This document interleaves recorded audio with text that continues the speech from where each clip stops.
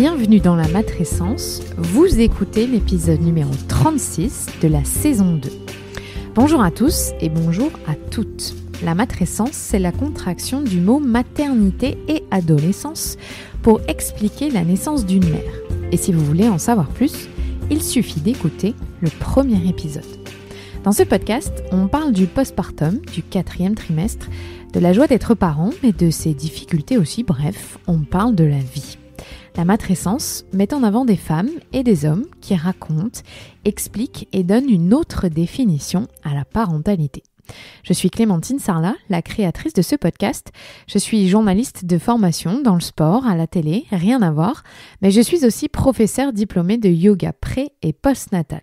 Et puis surtout, je suis maman d'une petite fille d'un peu plus de 2 ans, Ella. Maman, je t'aime. Papa, je t'aime. La matrescence transforme la vie des mères, des pères, mais surtout des familles dans leur ensemble, alors parlons-en. Ici, pas de tabou, je vous propose une conversation intime, remplie d'émotions et d'informations. Si vous aimez ce podcast, n'hésitez pas à vous abonner, à laisser un commentaire et le must à mettre 5 étoiles. Dans ce 36e épisode, j'ai voulu mettre en lumière la PMA et les problèmes d'infertilité rencontrés par certains couples. En France, 150 000 couples entament chaque année un parcours de procréation médicale assistée. La première FIV, donc fécondation in vitro, a été réussie en 1978 et c'est une petite fille qui est née en Angleterre. Il a fallu attendre 4 ans de plus pour voir en France le premier bébé né d'une FIV. Aujourd'hui, ces pratiques se sont démocratisées et sont rentrées dans les mœurs pour les couples hétérosexuels. Pour aborder tout l'aspect psychologique de la démarche, j'ai demandé à la psychiatre Anne Reynaud, spécialisée en périnatalité, d'évoquer ce thème encore tabou autour de ce désir d'enfant qui peut déstabiliser de nombreuses familles. Alors, quelle part joue notre mental dans la fécondation ? Quels sont les blocages que l'on peut retrouver ? Comment gérer sa communication au sein du couple ? Peut-on parler de traumatisme de l'infertilité ? Y a-t-il une différence entre les hommes et les femmes face à l'infertilité ? Et que faire de la culpabilité ? Tant de questions et de thèmes que nous abordons dans cet épisode. Je vous souhaite une très bonne écoute.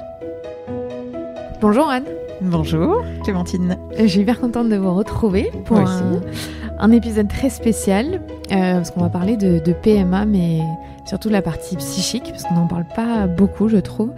Alors, est-ce que vous pouvez nous raconter, vous, votre histoire et pourquoi est-ce que vous connaissez particulièrement bien ce sujet ? Alors, j'ai effectivement rencontré des problèmes d'infertilité. C'était il y a une 20aine d'années. C'était un peu investi, pas autant qu'aujourd'hui. J'ai commencé à rentrer dans un parcours, mais très rapidement, j'ai ressenti des résistances à l'intérieur de moi pour me dire, est-ce que je vais jusqu'au bout de ce parcours ? Qu'est-ce que ça induit ? Est-ce que je me sens prête à assumer d'aller jusqu'au bout de ce processus très médicalisé qui vient finalement interroger réellement mon désir d'enfant ? Donc, j'ai fait un certain nombre d'examens qui ont effectivement validé un diagnostic somatique d'infertilité, mais qui était un petit peu aléatoire. Donc, mon gynéco me disait, mais ça peut aussi arriver tout seul. Et il y a un moment dans ce parcours où j'ai décidé de faire une pause pour effectivement me questionner réellement sur ce désir d'enfant et sur mes enjeux face à la parentalité. Et c'est à ce moment-là qu'effectivement une grossesse spontanée est arrivée et qu'elle a suivi son cours, malheureusement jusqu'à 6 mois et demi, date de l'accouchement et de la naissance grand préma de mon fils, qui a aujourd'hui 22 ans et qui va très bien. Et pendant combien de temps vous avez commencé à faire un parcours d'infertilité ? Ça a duré longtemps ? Ça a duré environ 2 ans parce qu'il y a une temporalité qui est quand même décalée, le temps de faire les examens, de comprendre ce qui se passe. Là, visiblement, c'était un syndrome assez rare. Donc, mon gynéco a essayé de faire une bibliographie des différents cas qui pouvaient être présents dans la littérature et petit à petit un cheminement. Mais on est effectivement dans un temps qui est décalé par rapport à un temps classique où finalement on peut rentrer plus rapidement dans ces enjeux de la maternité. Ça veut dire que c'était et physique et psychologique, le fait que vous ne pouviez pas concevoir à ce moment-là ? Oui. De toute façon, on est une entité complète. On est un corps et un esprit, et on ne peut pas se dire qu'il y a le corps d'un côté et l'esprit de l'autre. Et c'est globalement quelque chose qui me tient à cœur dans mon parcours de médecin aussi. Ce qu'on appelle cette unité somato-psychique, c'est un gros mot, mais qui vient dire que on est une entité, on est une unité. Et c'est de cette unité qu'on va construire notre vie. Donc oui, il y a tous les mystères de la place du psychisme, et il peut être important quand on voit les dénis de grossesse avec un corps qui ne s'ajuste pas du tout à la grossesse, et des maternités qu'on ne voit absolument pas, y compris dans la prise de poids, y compris même dans les règles qui perdurent, on n'a pas d'aménorrhée. Donc voilà, la force du psychisme, on la méconnaît, et là, en tout cas, oui, on est double, et en même temps, on est un. Et donc le travail que vous avez fait sur vous-même, vous pensez que c'est ce qui a déclenché le fait que ça a levé un poids, ça a levé quelque chose dans cette parentalité, ce désir d'enfant en tout cas? En tout cas, c'est cette remise en question et cette visite intérieure, elle vient forcément induire un mouvement psychique. Alors, à quel moment il y a un blocage, à quel moment ça se débloque, c'est impossible à savoir.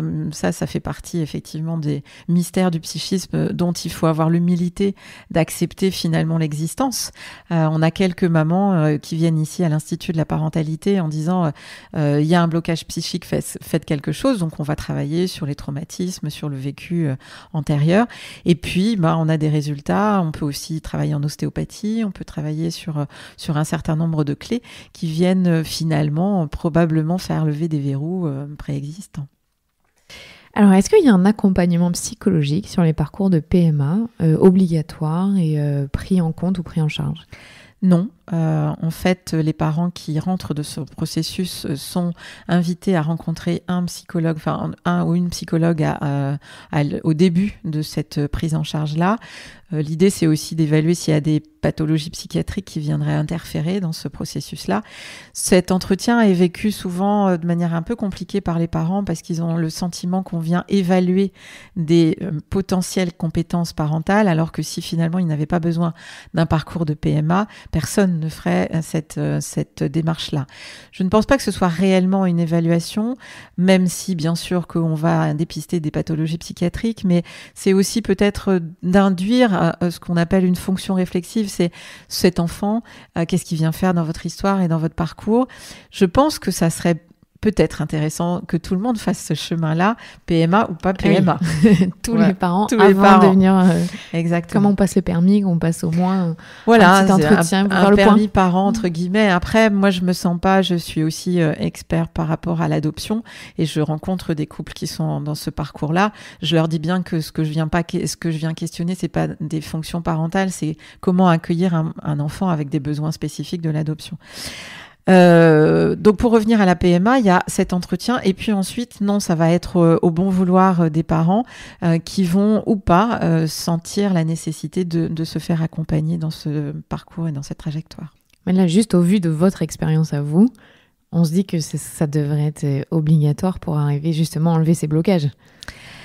Oui, je pense que les chances de son côté. Oui, je pense que réellement ça serait conseillé, parce qu'on sait aussi que le parcours de PMA va induire un état psychique spécifique, et que cet état psychique il va finalement interférer notre manière d'être parent, et que nous on voit bien que sur le plan des consultations, on voit beaucoup de parents qui arrivent avec des enfants, et la difficulté de décodage du comportement de l'enfant, il est souvent inhérent à ce qu'on a idéalisé de cet enfant, et tout le chemin qu'on a dû parcourir pour arriver à cette parentalité, et finalement l'enfant il répond pas forcément aux attentes, et il se crée un décalage, et ce décalage va être à l'origine d'une souffrance, et qu'on puisse un minimum accompagner ce parcours-là me semble indispensable.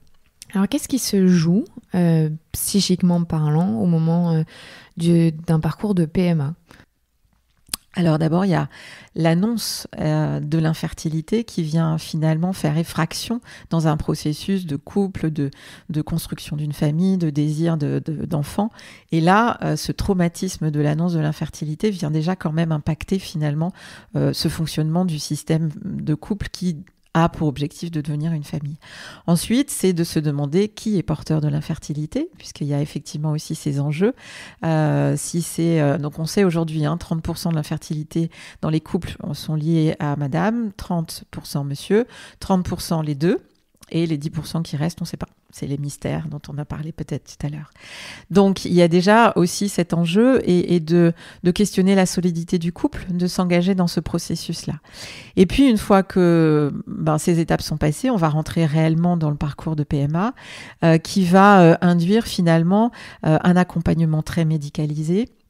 Et vraiment une transformation de cet accès à la parentalité, y compris sur un plan intime, puisque finalement la médecine et les médecins viennent prendre une place importante et viennent finalement protocoliser cet accès à la parentalité. Donc, l'esprit, les émotions vont être surtout tendues vers les résultats médicaux, vers quelque chose qui est très objectif et va perdre dans sa dimension émotionnelle, dans sa dimension de la visite intérieure et de ce qui peut se jouer en termes de transformation psychique. Oui, il y a un premier deuil à faire, c'est on ne conçoit pas de manière classique, je mets des guillemets, de la représentation sociétale qu'on a de concevoir un enfant. Exactement, on rentre dans un autre processus qui est très opératoire, comme nous on peut dire, c'est-à-dire, voilà, vous venez au laboratoire de telle heure à telle heure, il y a prélèvement des gamètes à tel moment, il y a réimplantation à tel moment. D'ailleurs, on parle parfois plutôt de la date d'implantation que la date de la grossesse, puisque ça devient finalement ces moments-là qui sont les repères. Donc on voit comment ça transforme finalement ce vécu de la maternité. Est-ce qu'on peut parler de traumatisme quand on parle d'infertilité ? Oui, certains auteurs parlent du traumatisme de l'infertilité. D'abord dans le diagnostic, parce que quand même, c'est une quête assez essentielle finalement que cette procréation. Et que là, on se retrouve dans cette impuissance et dans cette incapacité de procréer. Au-delà de ce que ça peut être en termes de survie et aujourd'hui, qui rentre plutôt dans un désir de construire une famille, on est finalement amputé de cette possibilité-là. Et puis ensuite, il y a le traumatisme de cette incapacité à rentrer vraiment dans une relation plus fluide où effectivement les relations intimes peuvent être porteuses de cet enfant. Et là, on passe par le gynécologue qui prend une autre place finalement dans cette histoire, dans ce récit. Et puis ensuite, moi j'ai rencontré une maman qui me disait son traumatisme du diagnostic d'infertilité, de tomber enceinte. Et puis finalement, ça a été une césarienne. Et elle m'a dit, en fait, on m'a tout volé, ou la science m'a tout donné, mais moi, je me sens dépossédée de tout. Et d'avoir pu tomber enceinte, et d'accoucher, et de vivre pleinement tout cet événement jusqu'au bout. Sans intervention, en plus. Sans intervention. Est-ce que c'est différent entre les hommes et les femmes quand vous voyez en consultation s'il y a des traumatismes liés? Ça change en fonction de si on est une femme et qu'on porte un enfant ou non? C'est fondamentalement de toute façon différent puisqu'effectivement le vécu corporel va être différent. Ça va dépendre du ressenti de chacun, de l'éprouver, comment on va finalement accueillir cette infertilité, si elle émane de monsieur ou de madame. Mais forcément, c'est des choses qui sont différenciées et qui viennent toucher plutôt l'individu que le papa ou la maman, mais comment ils peuvent le vivre. Parce que parfois, c'est le père qui peut le vivre plus facilement, entre guillemets, qui va soutenir sa compagne et parfois inversement. Donc ça, c'est vraiment intime et singulier. Et lié à celui ou celle qui porte l'infertilité ou pas du tout ? Il peut y avoir un sentiment de culpabilité qui est présent et là, c'est la dynamique du couple, la confiance qu'on peut avoir l'un dans l'autre, l'amour et l'amour inconditionnel, entre guillemets, de se dire que la relation qui nous relie est suffisamment forte pour dépasser cette épreuve-là. Pour certains, d'ailleurs, on voit des couples que ça peut souder à ce moment-là parce qu'il y a un objectif extérieur qui les détourne de leur fonctionnement de couple intime et quand l'enfant apparaît, ça commence à devenir plus dur et on voit des séparations qui peuvent arriver à ce moment-là puisque là, on rentre plus dans les mêmes enjeux. Donc oui, le couple est très questionné par ce processus.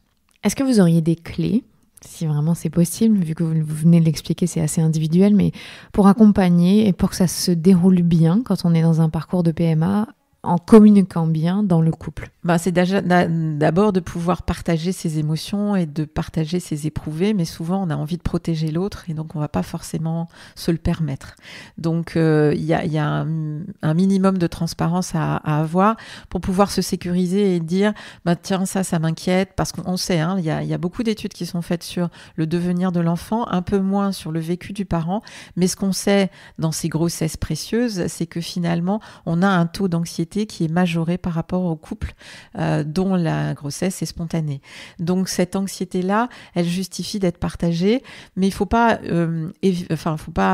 hésiter finalement à la médiatiser aussi, et peut-être qu'il y ait un espace avec un thérapeute qui puisse accompagner cette transformation, parce que souvent, c'est ce qu'on disait tout à l'heure, il y a un vécu qui est très centré sur les problématiques somatiques et médicales, et donc on a beaucoup investi le corps qui va devoir être porteur de finalement cette aventure-là, et on néglige très souvent la dimension psychique et le vécu de ce qui peut être traversé, et qui est le premier pas vers la parentalité. Il est autant physique que psychique, mais on sait que dans les parcours de PMA, cette dimension psychique, elle est vraiment effacée, elle est mise de côté. Est-ce que vous, personnellement, comme vous avez eu une grossesse spontanée après un parcours de PMA, vous avez eu la sensation que c'était aussi une grossesse précieuse, ou au contraire, vous étiez délesté du poids? Pour moi, c'était une grossesse précieuse. Elle a commencé de manière compliquée, avec peur de la perdre. Donc, effectivement, ça a perduré. Puis, j'ai eu beaucoup de complications avec un doute trisomie 21 qui ne s'est pas confirmé. Et puis ensuite, une pathologie qui a induit un accouchement prématuré. Je ne sais pas si c'était en lien forcément avec mon parcours d'infertilité, quoique si. Enfin, je veux dire, cette quête vers l'enfant, il a forcément induit une attente et puis une anxiété importante dans ce vécu. Donc ça veut dire que ça laisse des traces, même si on arrive derrière à concevoir naturellement, le fait d'être passé par un parcours d'infertilité, ça remue. Ça remue, ça nous fait perdre aussi ce que vivent les parents qui vivent par exemple un deuil périnatal, de perdre l'insouciance qu'une grossesse est facile et que ça se passera forcément bien. À travers ces parcours-là, on sait que non, c'est pas toujours facile, que ça peut être émaillé d'événements très difficiles, très douloureux, et que du coup, quand on touche cet événement qu'il est possible, oui, on se dit waouh, c'est précieux. Et on va aussi surinvestir probablement. Donc on voit aussi comment c'est difficile ensuite de rentrer dans des fonctions parentales assez ajustées, parce qu'on va pouvoir avoir ce biais de vouloir surinvestir la grossesse et puis surinvestir l'enfant dans une relation qu'on va penser être idéale. Et aussi, on l'évoque peut-être rarement, mais le parcours de PMA, ça veut dire qu'on accepte la possibilité qu'il y ait plusieurs bébés en même temps. Ça aussi, c'est quelque chose qui est difficile au départ, quand on s'est juste dit je voulais un enfant, et peut-être qu'on peut avoir des triplés. Alors aujourd'hui, il y a moins d'insémination de plusieurs embryons. On est beaucoup plus prudent qu'on ne l'a été avant. Donc c'est moins d'actualité, on va dire, ce questionnement-là. Mais oui, il vient finalement interroger notre désir d'enfant. Qu'est-ce qu'on imagine dans ce désir d'enfant? Est-ce que effectivement ça peut être une fratrie multiple? Est-ce que ça fait partie des deuils dont vous parliez, le deuil de la grossesse qu'on estime spontanée, qui va bien se passer. Il y a aussi la peur que ça n'arrive jamais et que on ne parvienne jamais. Il y a que, c'est déjà beaucoup, mais il y a que 10 à 20% des parcours de PMA qui aboutissent à une grossesse. Donc il y a aussi tous ceux qu'on va retrouver peut-être dans l'adoption, ou peut-être dans un processus de deuil qui est complexe. Ça peut durer des années, un parcours de PMA? Oui, ça peut durer des années. Sans qu'il y ait de date où on arrête, c'est au bon vouloir du couple? C'est au bon vouloir du couple, c'est au bon vouloir, c'est aussi, il y a des règles de remboursement, et donc, en tout cas en France, il y a un délai qui fait qu'au-delà de ce délai, il n'y a pas de nouvelles tentatives. Après, il y a des possibilités à l'étranger. C'est toutes les questions éthiques que vient poser finalement la PMA aujourd'hui, avec cette accessibilité à un public plus large. Oui, mais il y a plein de formes aussi. Après, on peut faire la GPA, on peut aller à l'étranger. Il y a aussi d'autres solutions. C'est vrai que ça peut donc durer si en France on n'a plus les solutions. Tout à fait. Comment ça se passe? On parlait de ce deuil qu'il y a à faire. Comment est-ce qu'on gère tout ça? Parce que pendant la grossesse, il peut aussi y avoir d'autres soucis. Ça fait un nombre de deuils quand on veut porter la vie. C'est assez paradoxal en fait. Oui. Alors ça, c'est une question qui est encore plus aiguë dans le parcours de PMA, mais qui fait pour moi partie inhérente du processus d'accès à la maternité. C'est-à-dire que quand on va donner la vie, on va aussi finalement induire la mort de cet individu à un moment donné. Et on voit comment ces deux entités essentielles, que sont la vie et la mort, viennent faire souvent leur visite dans ce parcours-là. On voit beaucoup de mamans qui sont pas du tout issues du parcours de PMA et qui viennent se questionner sur leur propre mort, sur comment elles imaginent jamais perdre cet enfant qu'elles portent déjà. Donc c'est déjà là, au fond. Là, dans ce parcours de PMA, il y a un travail psychique supplémentaire, d'élaboration, de cheminement, mais c'est pareil, le chemin du deuil, c'est un chemin individuel et singulier. Par contre, là, ce qui est compliqué, c'est que c'est souvent un deuil sans objet, c'est-à-dire que quand on a perdu quelqu'un avec lequel on a vécu des choses, des événements, des émotions, on a des photos, on a des souvenirs, et il y a un matériel qui va nous permettre de transformer les choses. Dans la période périnatale, ce qui est plus difficile, c'est qu'on est dans un deuil sans objet, puisqu'on est dans l'objet idéal d'un enfant qui peut arriver, mais qui n'est pas là. Et toute la difficulté vient effectivement de ce parcours-là.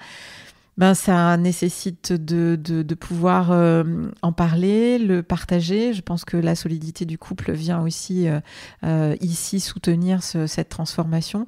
Et puis ne pas hésiter effectivement à demander un tout petit peu d'aide à un moment donné, ou en tout cas une guidance par rapport à ce qui est traversé. Est-ce que c'est possible que ce parcours de PMA prenne tellement d'espace pour la mère, la future mère ou la femme, que ça déclenche des troubles psychiques, qui est des maladies psychiques qui se manifestent à ce moment-là? Pour la maman ? Pour la maman. Alors, de toute façon, par définition, la période périnatale est une période de transformation. C'est une période initiatique qui vient finalement re-questionner notre équilibre psychique. Donc, on sait que c'est une période particulièrement vulnérable pour rentrer dans des phénomènes psychopathologiques. Alors, l'état dépressif, c'est celui qu'on connaît le plus, c'est 15 à 20% des femmes. Mais on sait aussi que les troubles du spectre bipolaire ou d'autres problématiques vont émerger, puisque là, on se fragilise, on se sensibilise, on est plus vulnérable, mais aussi pour grandir. C'est ça d'être une expérience initiatique. Pour être initiatique, il faut qu'on se transforme. Et pour qu'on se transforme, il faut qu'on lâche prise de certaines choses. Donc effectivement, c'est une période de plus grande sensibilité pour développer ça. J'ai pas lu d'études particulières qui vont dire que les PMA sont plus pourvoyeuses de difficultés psychiques qu'une grossesse normale. Mais les grossesses, quelles qu'elles soient, de toute façon, sont une période de vulnérabilité. Et je pensais à ça juste parce qu'il y a un nombre d'injections d'hormones qui fait que peut-être ça peut chambouler l'équilibre aussi. Ça a peut-être un... Je me suis moi imaginé ça. Mais... C'est souvent ça, c'est docteur, c'est les hormones. Les hormones sont quand même des neurotransmetteurs et ça rentre quand même dans un fonctionnement. Et comme on a commencé en disant qu'on était une unité, on ne peut pas dire qu'il y a les hormones d'un côté et le psychisme de l'autre. Donc forcément, il y a une interaction entre ces éléments-là. Donc il faudrait des études. Est-ce qu'on a une idée, là, des études sur à quel point le psychisme joue sur les cas d'infertilité? On a tous entendu des histoires incroyables où ça marchait pas, puis d'un coup ça marche et on ne sait pas pourquoi. Est-ce que vous penchez là-dessus dans la médecine? Alors, j'ai pas lu d'études spécifiquement dans ce domaine-là parce que je pense que de toute façon, c'est trop ténu et que ça va être compliqué. C'est tellement plurifactoriel. C'est tellement aussi des facteurs souvent inconscients, archaïques, qui sont parfois dissociés de la personnalité et qui sont pas accessibles. Donc, en termes de méthodologie de recherche, je pense que ça doit forcément être assez compliqué. Les seules choses que j'ai pu lire, c'est vraiment ce niveau d'anxiété pendant la grossesse qui va impacter la disponibilité psychique lors de la naissance et dans les premiers mois de l'enfant. Et sur le parcours même d'infertilité, de se dire, voilà, j'arrive pas à tomber enceinte comme vous, d'ailleurs, ça s'est passé. Là, il n'y a pas de chiffre sur les retournements de situation, si je peux dire ça comme ça. Je n'en ai pas lu parce que je pense qu'on n'a pas de suivi de cohorte assez précis pour pouvoir arriver à ce type d'éléments, mais voilà, après peut-être que ça existe, peut-être. Oui, mais en tout cas ça existe concrètement puisque ça vous est arrivé. Oui, mais on voit souvent des femmes pour lesquelles il y a pu avoir un certain nombre de soins. Après, on ne sait pas quel soin va induire que finalement il y a des blocages. Parce que souvent, elles s'autorisent, et tant mieux, à utiliser des techniques alternatives, des techniques de la médecine complémentaire, etc., en dehors de la médecine allopathique qui vient soutenir finalement leur processus. Et ça serait difficile de dire que finalement c'est tel événement ou tel événement qui a induit. Peut-être que c'est la conversation avec quelqu'un qu'elle connaît bien ou qu'elle n'avait pas vu depuis longtemps qui a pu débloquer les choses. C'est le mystère de l'humain. On parlait de ce mystère de l'humain sur les 10% dont on ne connaît pas l'origine de l'infertilité. Pour ces couples-là, vous recommandez quoi ? Parce qu'ils doivent être tellement démunis de se dire on n'a pas de solution concrète ou en tout cas médicale là à notre portée. Qu'est-ce qu'on leur dit à ces couples-là ? Alors si, ils bénéficient pour autant des mêmes processus de PMA, c'est juste qu'on ne connaît pas l'origine exacte de cette infertilité et qu'à partir du moment où il n'y a pas eu de grossesse spontanée, ils peuvent rentrer dans ce processus-là en fonction des critères d'âge de madame et d'un certain nombre quand même de prérequis physiques. Mais globalement, ils accèdent à ça. C'est juste que l'étiologie, l'origine, elle n'a pas été forcément retrouvée. Mais pour eux, donc psychiquement, ça doit être plus compliqué, non ? C'est toujours plus compliqué d'être dans un état suspendu. On n'a pas forcément d'éléments puisque, on le sait, les facteurs de résilience s'appuient sur donner un sens. Et là, il n'y a pas de sens puisqu'il n'y a pas de diagnostic. Ça rend effectivement le processus plus compliqué. Il n'y a pas de solution baguette magique. Non, je l'ai perdu. En revanche, consulter et parler, oui, c'est une vraie solution. Oui, forcément, parce qu'il faut aussi évoquer ce qu'on disait tout à l'heure, l'humilité de ne pas tout comprendre et de ne pas tout connaître et de pouvoir se dire qu'à un moment donné, pour un événement donné, à moins qu'on ait une pathologie qui soit bien diagnostiquée, ce qui n'est pas leur cas, la vie peut aussi s'inviter. Qu'est-ce que vous dites aux couples qui sont dans un cercle vicieux, et c'est pas du tout un jugement, mais sur la culpabilisation, que ce soit entre eux, envers eux-mêmes, de cette sensation que c'est injuste, que ça leur arrive à eux. Comment est-ce qu'on sort de ça pour essayer de voir quelque chose de positif ? Ouais, alors ça rentre souvent dans le processus de prise en charge de la culpabilité en général. C'est pas forcément que en lien avec finalement ce processus de PMA, mais on sait qu'effectivement la culpabilité n'est pas un moteur de transformation puisqu'elle va induire ce cercle vicieux dont vous parlez avec le sentiment d'être ou la victime ou le bourreau d'une situation et que de rester dans ce processus-là ne permet pas finalement réellement de trouver les ressources d'en sortir. Moi, souvent, ce que je peux inviter à faire, c'est de sortir de la culpabilité en investissant le champ de la responsabilité. Ok, j'ai une responsabilité dans finalement ce désir d'enfant. Mon corps a fait que j'ai une pathologie qui induit cette stérilité ou cette infertilité, et donc je vais rentrer dans un processus qui va me permettre d'en sortir. Je suis responsable de ça, mais je ne suis pas coupable de ça. Il y a des solutions. On peut être proactif. C'est ça ? Exact. Est-ce qu'il y a oui, c'est même sûr, la différence entre hommes et femmes dans la répercussion psychologique que ça peut avoir sur les hommes, la PMA, puisque c'est pas leur corps, mais comment est-ce que ça s'est vécu ? Est-ce qu'on a des études aussi là-dessus, sur comment vivent les pères ? Alors, j'ai lu beaucoup d'études plutôt sur les enfants que sur le vécu. De manière, alors là, c'est plutôt de manière assez empirique parce que moi, je suis aussi une clinicienne de terrain et que je vois beaucoup de couples qui vivent cet événement-là. Parce que souvent, les études parfois sont un peu biaisées. On voit pas forcément les mêmes populations, on va pas voir les mêmes indicateurs. En tout cas, dans ce qu'ils peuvent me partager, c'est effectivement un vécu très douloureux d'un sentiment d'impuissance, même si elle n'est pas de cette nature-là pour l'homme, puisque effectivement, ça passe pas forcément par un rapport intime et que le prélèvement des gamètes vient compenser cette difficulté d'accéder à la fécondation.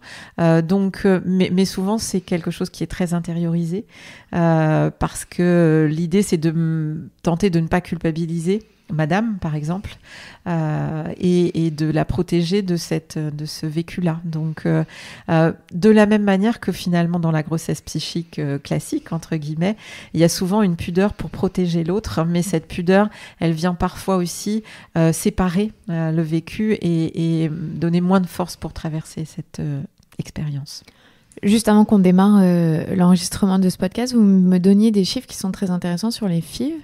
Il y a finalement peu de couples qui ont recours à des gamètes extérieures. C'est souvent les propres, eux-mêmes, donc biologiquement, l'enfant Oui. Et le leur, c'est combien les chiffres ? 97% des enfants sont issus des deux gamètes des parents.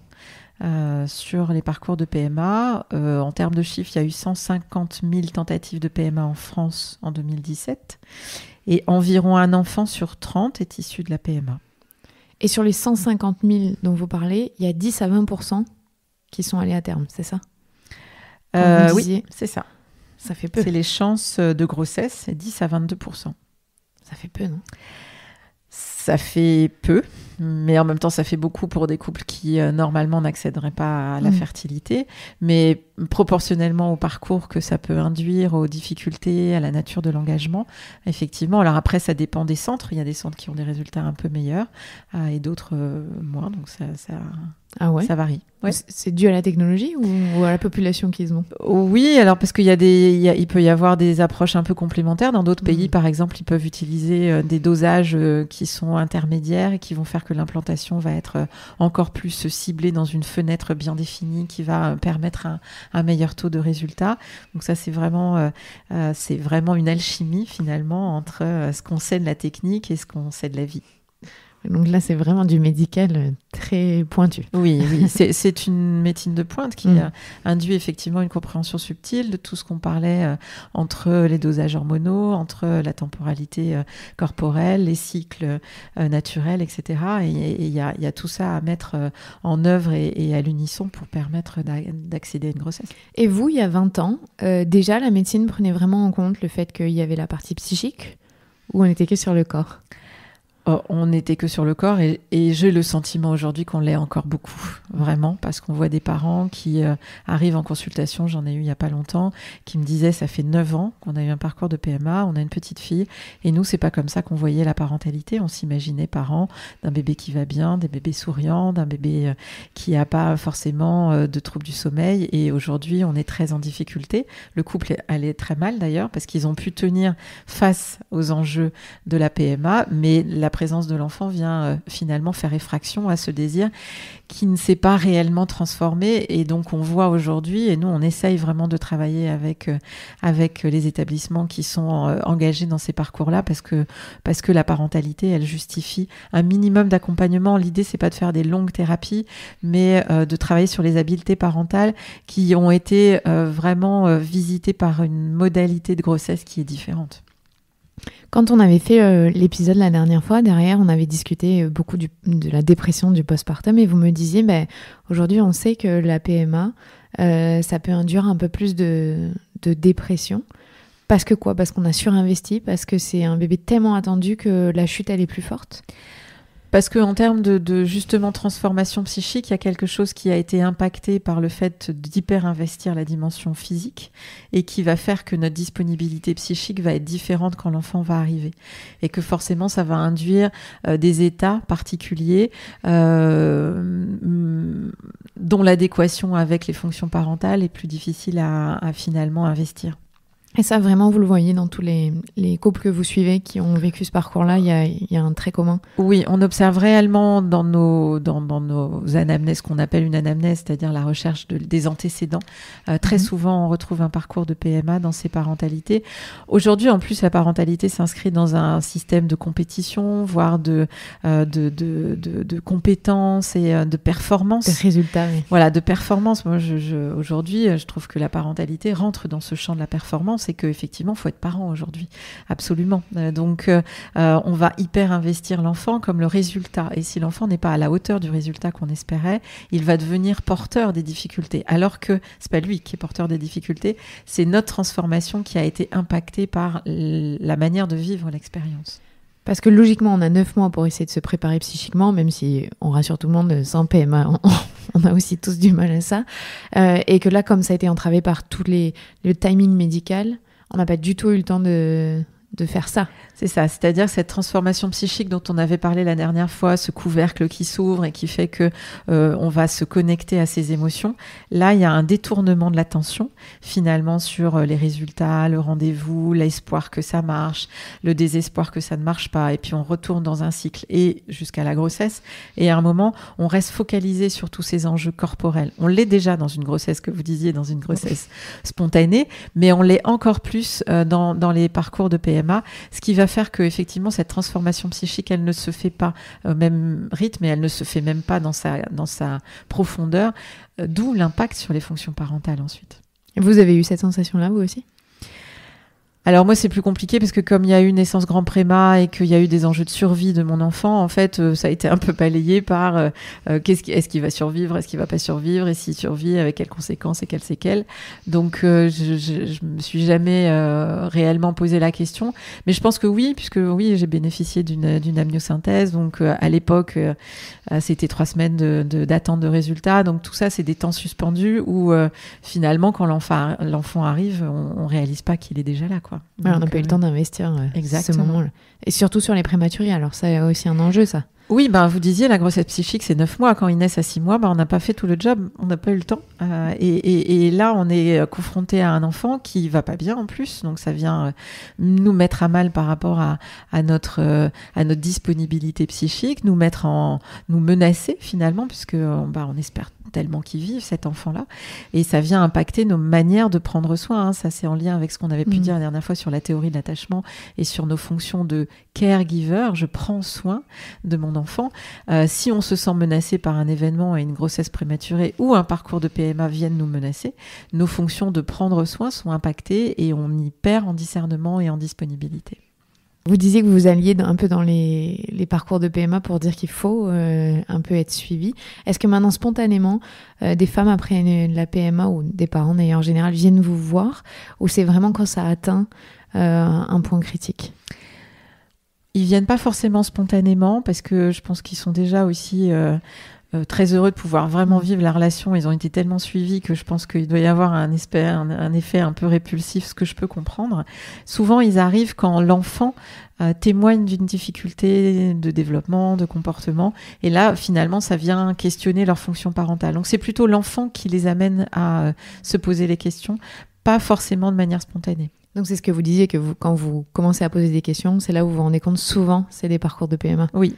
Souvent, c'est des parcours de PMA et parfois même, ils ne nous le disent pas la première fois, comme si c'était un peu un secret, voire honteux, comme les épisodes dépressifs du postpartum où finalement, on a tellement espéré cet enfant. On a fait des parcours de 8-9 ans, je me rappelle vraiment de ce couple, 9 ans de parcours de PMA et de dire on a honte parce qu'aujourd'hui, on n'y arrive pas. Alors qu'on a tellement espéré que cet enfant arrive.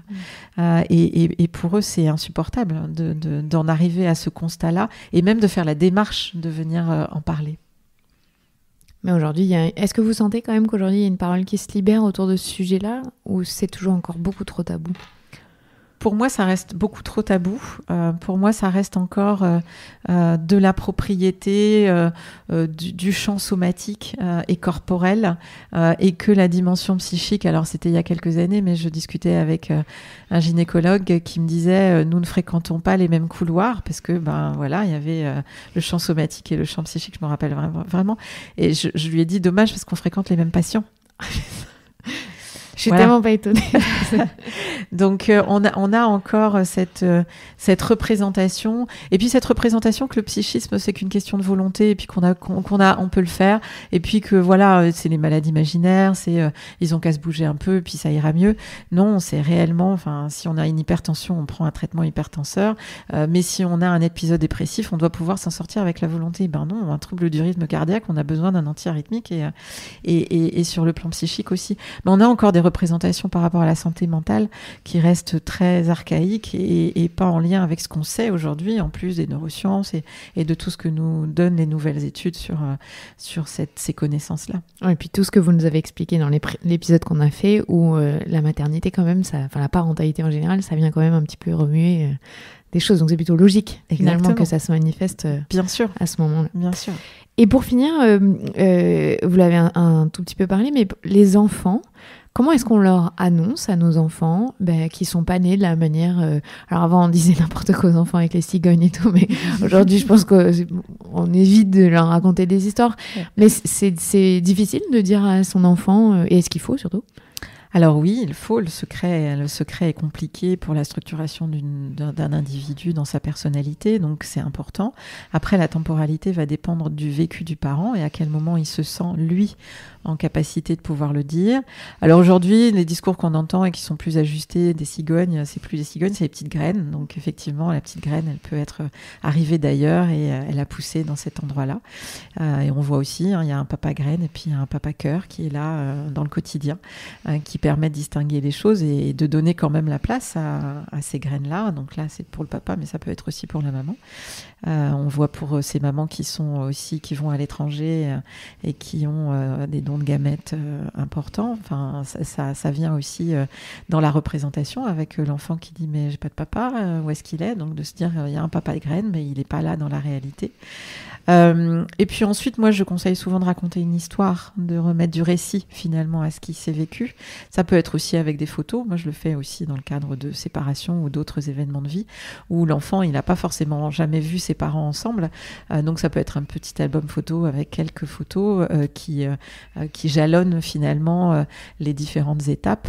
Un petit album qui est à disposition de l'enfant pour qu'il comprenne qu'il est issu quand même d'une pensée, de quelque chose, et que c'est pas juste tombé du ciel, du bec de la cigogne. Oui, ça peut être le livre de l'amour, de pourquoi il a été conçu. Exactement. Et est-ce qu'on pourrait aussi leur dire, ça, emmener devant la clinique, je sais pas, pour matérialiser, dire c'est trop pour un enfant, qu'est-ce que... Non, c'est pas trop, mais ça aura pas forcément le même sens pour lui, c'est pas forcément la matérialité du lieu, c'est surtout ce qui a été investi sur un plan affectif de l'adulte qui lui raconte cette histoire-là, c'est ça qui est plus important. Oui, c'est ça, de pouvoir toujours parler de l'amour dans cette histoire-là. L'amour, l'affection, la sécurité aussi, on en revient à cette sécurité émotionnelle, qu'il peut y avoir beaucoup d'amour, mais que s'il n'y a pas de sécurité, cet amour, il va être vécu de manière pas forcément ajustée et pas en lien avec ce qu'on attend du partage affectif, de la proximité, etc. Donc oui, c'est comment on va raconter l'histoire. C'est pour ça que c'est important que le parent il soit en adéquation avec ce qu'il va raconter. Moi, ça m'est arrivé il n'y a pas longtemps d'une maman qui avait préparé le petit album et qui n'arrivait pas à le lire, en fait.